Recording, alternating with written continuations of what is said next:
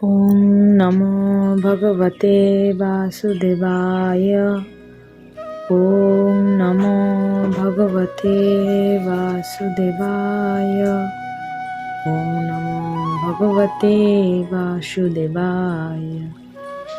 नारायणं नमस्कृतं नरं चैव नरोत्तमं देवीं सरस्वतीं व्यासं ततो जयमुदीरये। नष्टप्रायेषु अभद्रेषु नित्यं भागवत सेवया भगवते उत्तमश्लोके भुक्तिर्भवति नैष्ठिकी। मूकं करोति वाचालं पङ्गुं लङ्घयते गिरिं यत्कृपातमहं वन्दे परमानन्दमाधवं।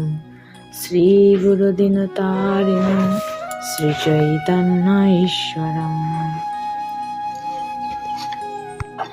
শ্রীমদ্ ভাগবত গীতা যথাযথ ত্রয়োদশ অধ্যায় প্রকৃতি পুরুষ বিবেকযোগ। শ্লোক নাম্বার 1। অর্জুন উবাচ প্রকৃতিং পুরুষং চৈব ক্ষেত্রং ক্ষেত্রজ্ঞমেব চ এতদ্বেদিতুমিচ্ছামি জ্ঞানং জ্ঞেয়ং চ কেশব। শ্লোক নাম্বার 2। শ্রীভগবানুবাচ ইদং শরীরং কৌন্তেয় ক্ষেত্রমিত্যভিধীয়তে এতদ্যো বেত্তি তং প্রাহু ক্ষেত্রজ্ঞ ইতি তদ্বিদ। অর্জুন বললেন, হে কেশব, আমি প্রকৃতি পুরুষ ক্ষেত্র ক্ষেত্রজ্ঞ জ্ঞান ও জ্ঞেয় এই সমস্ত তত্ত্ব জানতে ইচ্ছা করি। পরমেশ্বর ভগবান বললেন, হে কৌন্তেয়, এই শরীর ক্ষেত্র নামে অভিহিত এবং যিনি এই শরীরকে জানেন তাকে ক্ষেত্রজ্ঞ বলা হয়। শ্লোক নাম্বার 3। ক্ষেত্রজ্ঞং চাপি মাং বিদ্ধি সর্বক্ষেত্রেষু ভারত ক্ষেত্র ক্ষেত্রজ্ঞয়োর্জ্ঞানং যত্তজ জ্ঞানং মতং মম।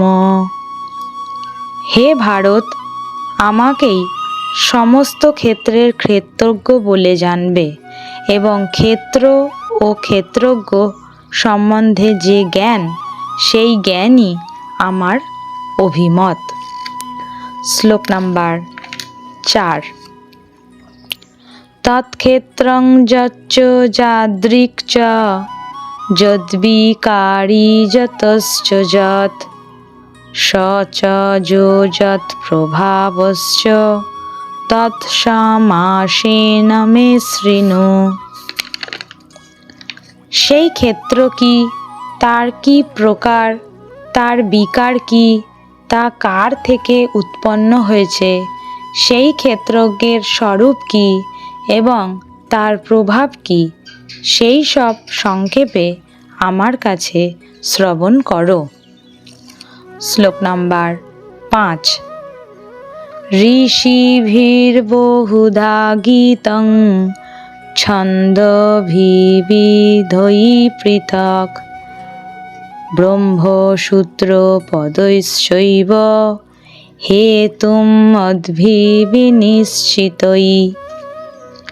এই ক্ষেত্র ও ক্ষেত্রজ্ঞের জ্ঞান ঋষিগণ কর্তৃক বিবিধ বেদ বাক্যের দ্বারা পৃথক পৃথকভাবে বর্ণিত হয়েছে।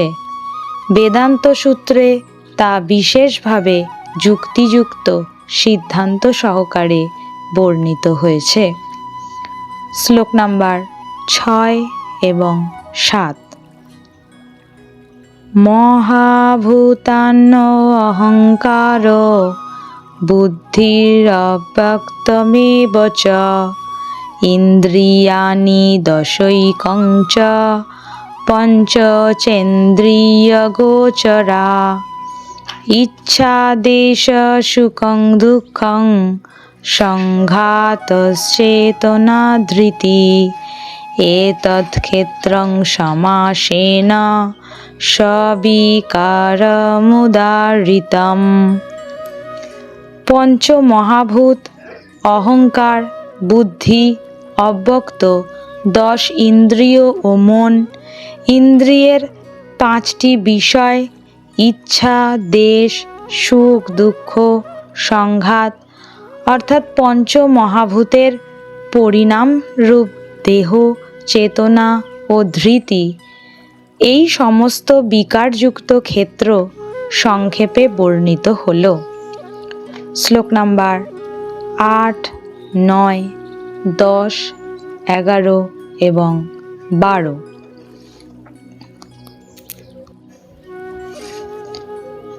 অমানিত্যং দম্ভিতং হিংসা ক্ষান্তিরার্জবম আচার্যোপাসনং শৌচং স্থৈর্যমাত্মবিনিগ্রহ ইন্দ্রিয়ার্থেষু বৈরাগ্যম মনঃহংকার এব চ জন্ম মৃত্যু জরা ব্যাধি দুঃখ দোষানুদর্শনম অশক্তিরনভিষ্বঙ্গ পুত্রদার গৃহাদিষু নিত্যং চ সমচিত্ততমি ইষ্টানিষ্টোপপত্তিষু ময়ি চানন্যযোগেন ভক্তির্ব্যভিচারিণী বিবিক্তদেশসেবিতং রতির্জনসংসদি অধ্যাত্মজ্ঞাননিত্যত্বং তত্ত্বজ্ঞানার্থদর্শনম এতজ্জ্ঞানমিতি প্রোক্তম অজ্ঞানং তদোহন্যথা।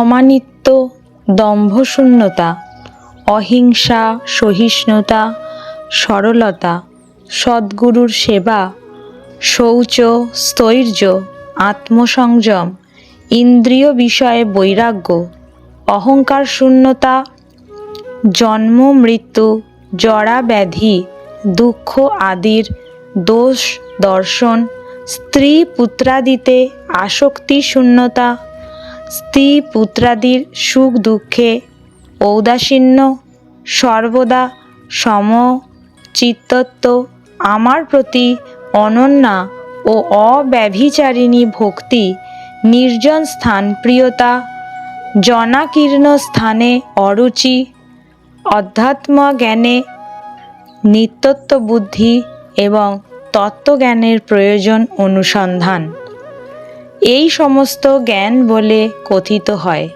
এবং এর বিপরীত যা কিছু তা সবই অজ্ঞান। শ্লোক নাম্বার 13। জ্ঞেয়ং যত্তৎ প্রবক্ষ্যামি যজ্ঞাত্তামৃতমশ্নুতে অনাদিমৎপরং ব্রহ্ম ন সত্তন্নাসদুচ্যতে। আমি এখন জ্ঞাতব্য বিষয় সম্বন্ধে বলবো, যা জেনে অমৃতত্ব লাভ হয়।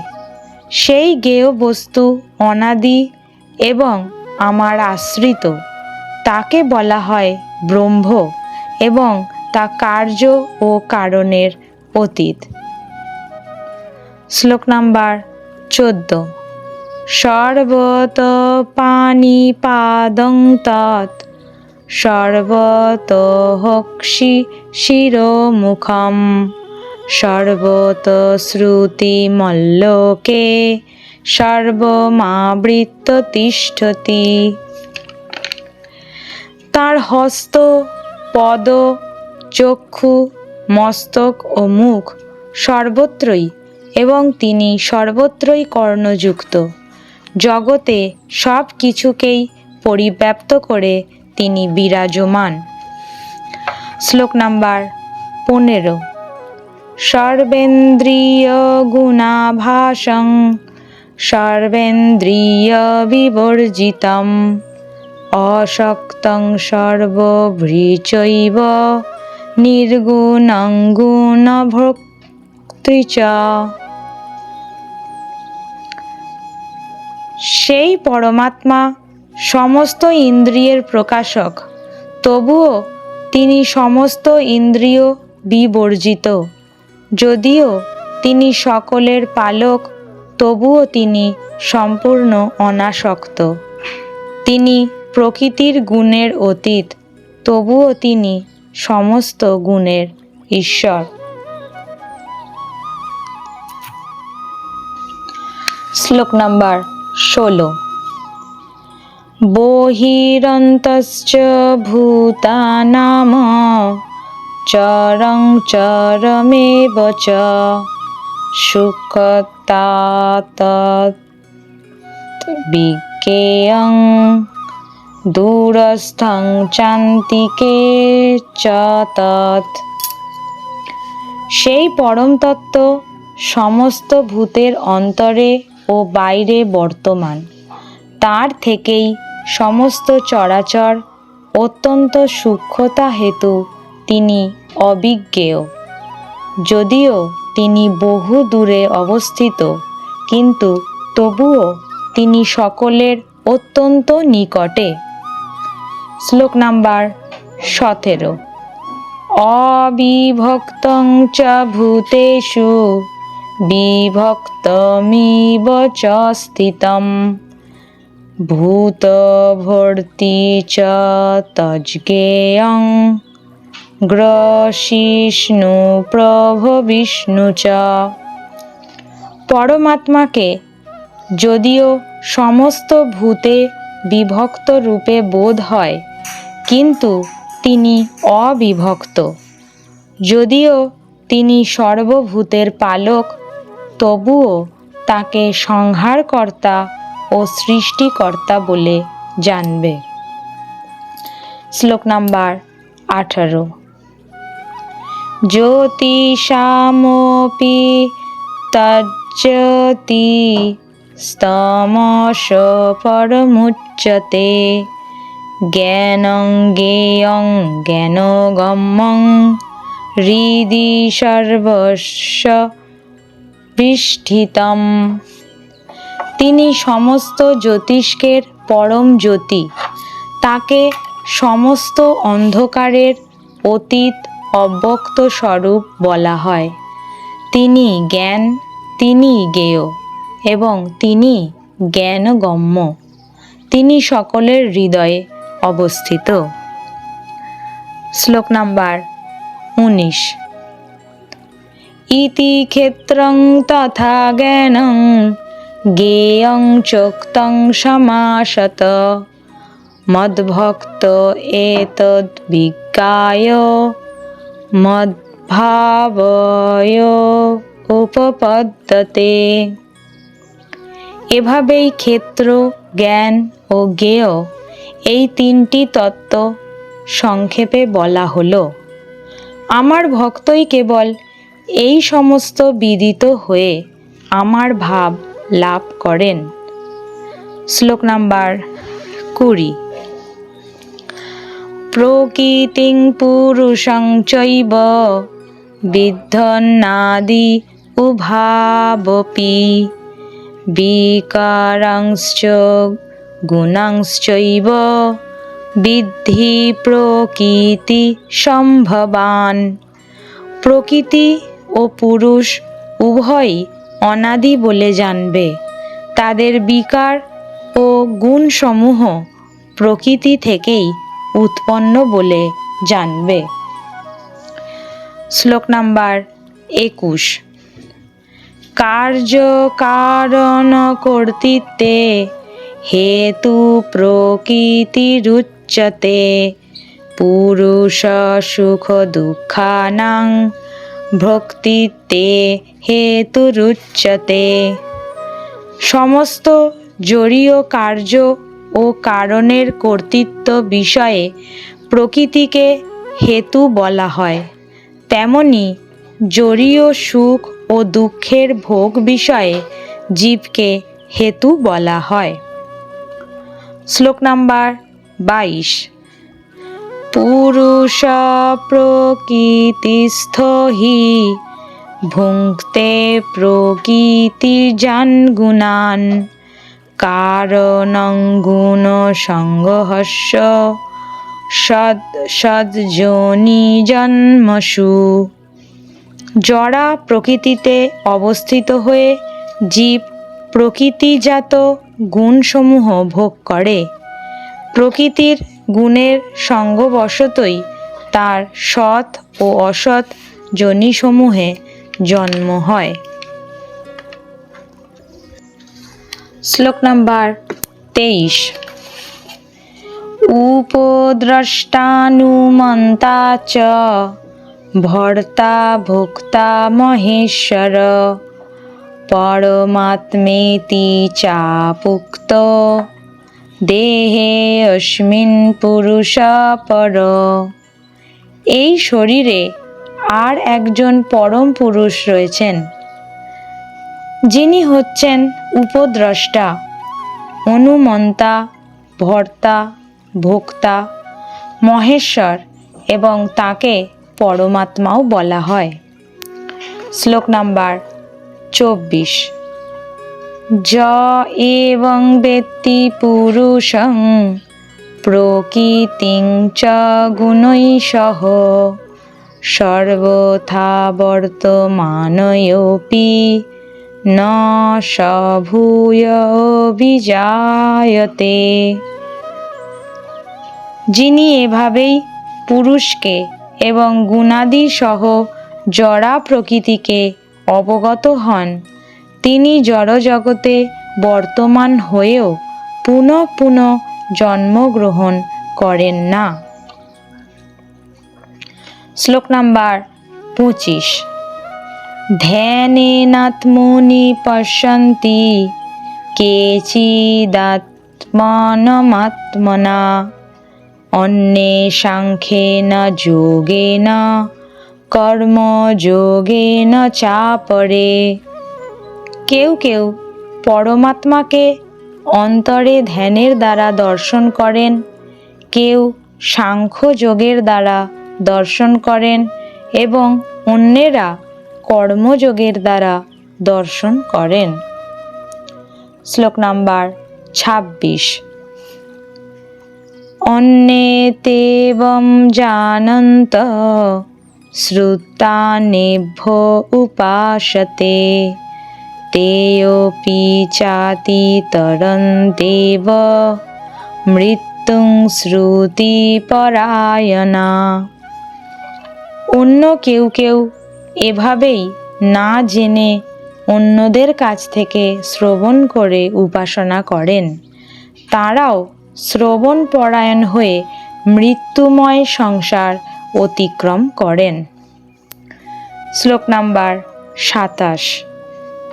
যাবৎ সংজায়তে কিঞ্চিৎ সত্যং স্থাবর জঙ্গমম ক্ষেত্রক্ষেত্রজ্ঞ সংযোগাৎ তদ্বিদ্ধি ভরতর্ষভ। হে ভারতশ্রেষ্ঠ, স্থাবর ও জঙ্গম যা কিছু অস্তিত্ব আছে তা সবই ক্ষেত্র ও ক্ষেত্রজ্ঞের সংযোগ থেকে উৎপন্ন হয়েছে বলে জানবে। শ্লোক নাম্বার 28। সমং সর্বেষু ভূতেষু তিষ্ঠন্তং পরমেশ্বরম বিনশ্যৎ স বিনশ্যস্তং য পশ্যতি স পশ্যতি। যিনি সর্বভূতে সমানভাবে অবস্থিত বিনাশশীল দেহের মধ্যেও অবিনাশী পরমাত্মাকে দর্শন করেন, তিনি যথার্থ দর্শন করেন। শ্লোক নাম্বার 29। সমং পশ্যন হি সর্বত্র সমবস্থিতমীশ্বরম ন হীনস্তাত্মনাত্মানং ততো যাতি পরাং গতিম। যিনি সর্বত্র সমভাবে অবস্থিত পরমাত্মাকে দর্শন করেন, তিনি কখনো মনের দ্বারা নিজেকে অধঃপতিত করেন না। এভাবেই তিনি পরম গতি লাভ করেন। শ্লোক নাম্বার 30।